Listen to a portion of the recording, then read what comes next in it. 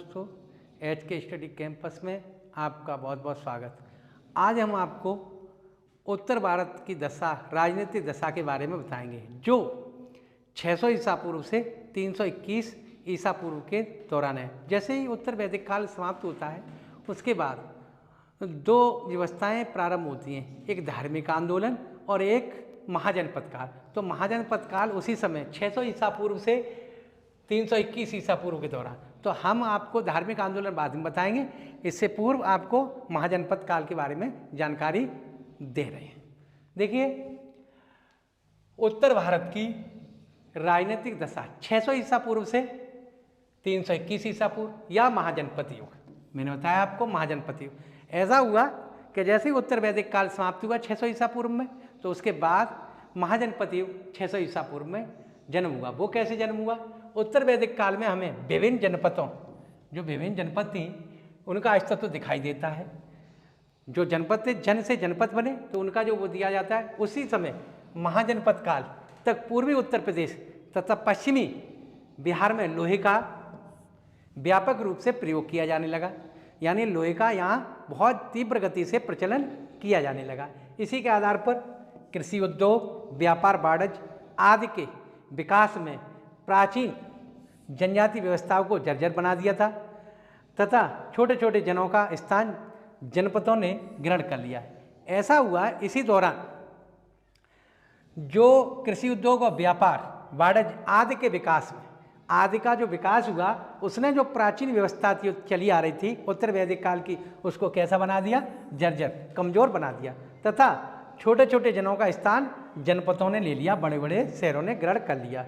ईसा पूर्व 6वीं शताब्दी तक आते आते जनपद महाजनपद के रूप में विकसित हो गए। यानी जो जनपद थे वो किस रूप में विकसित हो गए? महाजनपद के रूप में विकसित हो गए।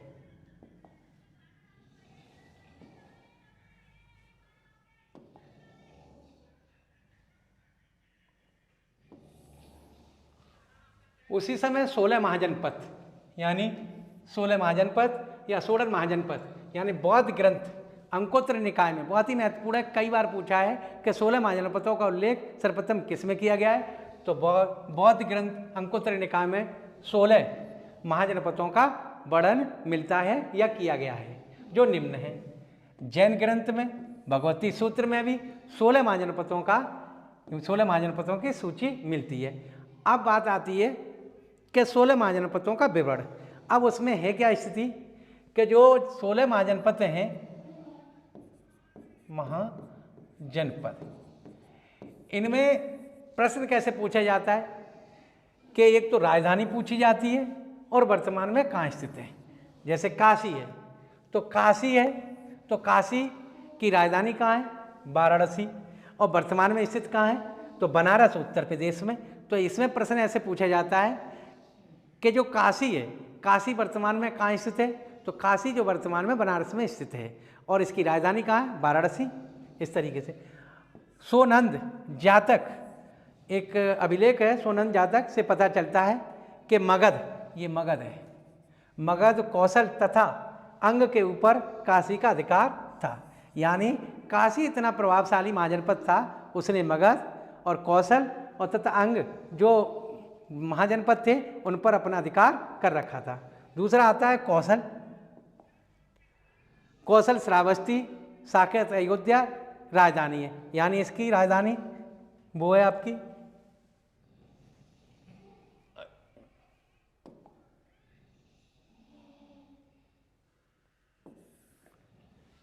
अब बात आती अंग।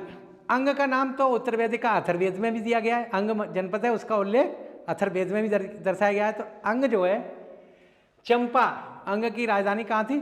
चंपा। वर्तमान में भागलपुर तथा मुंगेर बिहार में स्थित है। वर्तमान में कहाँ स्थित है? बिहार में। महाभारत तथा पुराणों में चंपा का प्राचीन नाम, यानी प्रश्न ऐसे पूछा जाएगा कि जो चंपा का प्राचीन नाम है, जो महाभारत और पुराणों में क्या नाम है, किस नाम से जानी जाती थी? मालिनी। यानी क्या नाम था? मालिनी। पुराणों में चंपा का प्राचीन नाम था। अंग के शासक ब्रह्मदत्त, अंग का जो शासक था ब्रह्मदत्त, उसने मगध के राजा भट्टिय को पराजित किया। यानी मगध का जो राजा था भट्टी, उसको पराजित कर मगध राज्य के कुछ भाग को जीतकर अंग में मिला लिया। यानी जो अंग का जो राजा था ब्रह्मदत्त, इसने मगध के राजा भट्टी को पराजित करके मगध के राज्य के कुछ भूभागों को अंग राज्य में मिला लिया। अब आता है मगध।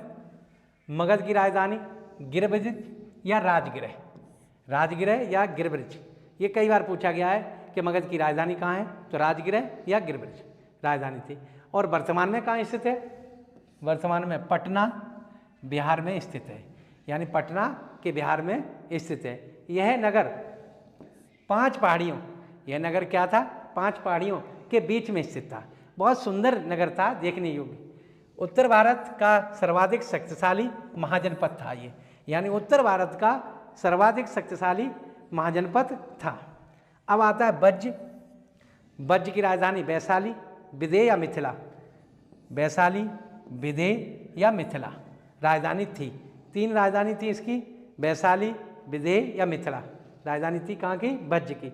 वर्तमान में वज्र कहाँ स्थित है, मुजफ्फर, दरभंगा, यानी बिहार के जो ये शहर हैं मुजफ्फरनगर या मुजफ्फरपुर और दरभंगा के आसपास के ये 8 राज्यों का 8 राज्य इसमें जुड़े थे, उसका संघ बना था।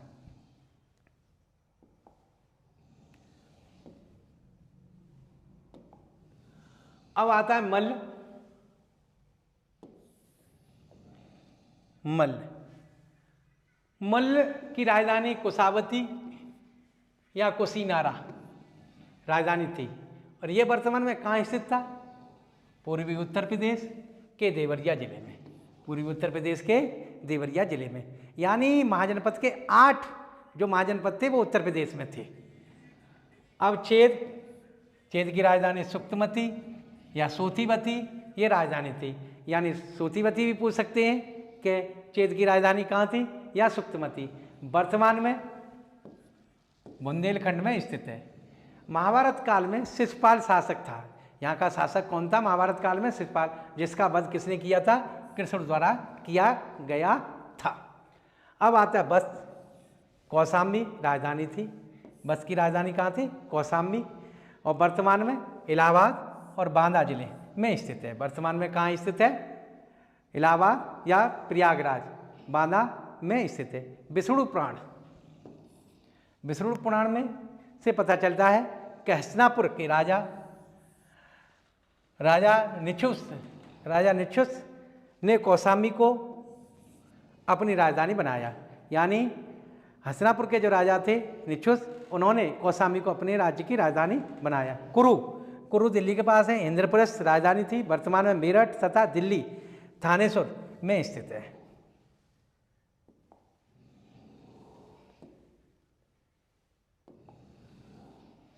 अब आता है पांचाल।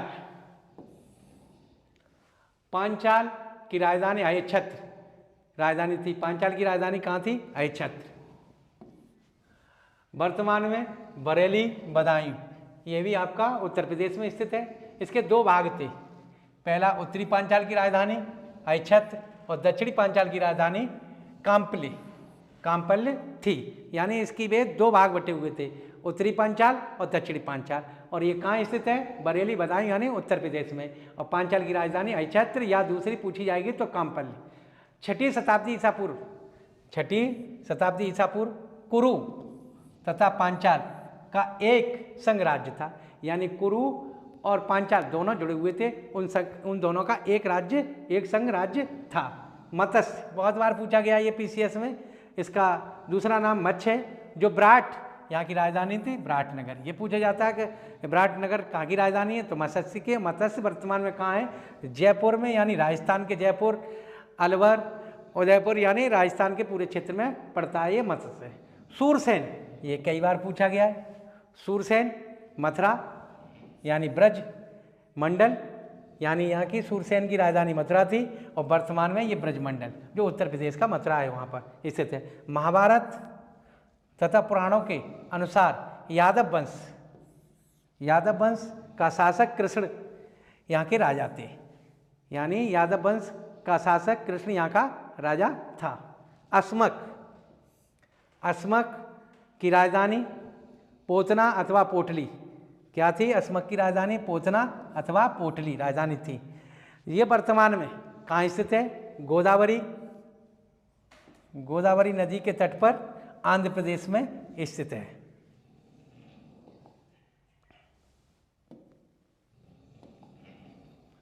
अवंती, अवंती के बारे में बहुत पूछा जाता है। अवंती ये पहले से चला रहा है, मानव जनपद काल में उत्तर में, उसमें हरेक वंश में आएगा बीच में।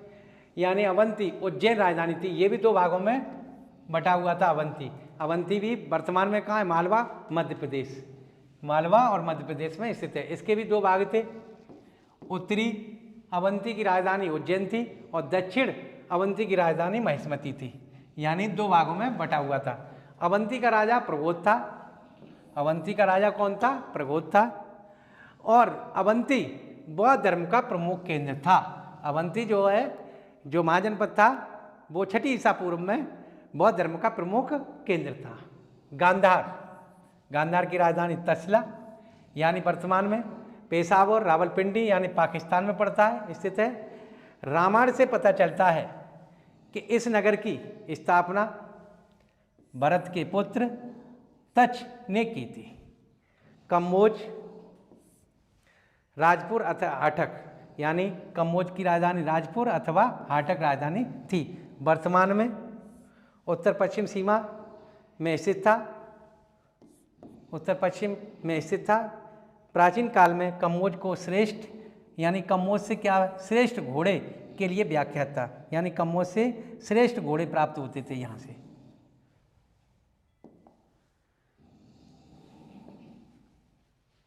कैसा लगा हमारा वीडियो? अच्छा लगा हो तो इसे सब्सक्राइब करें।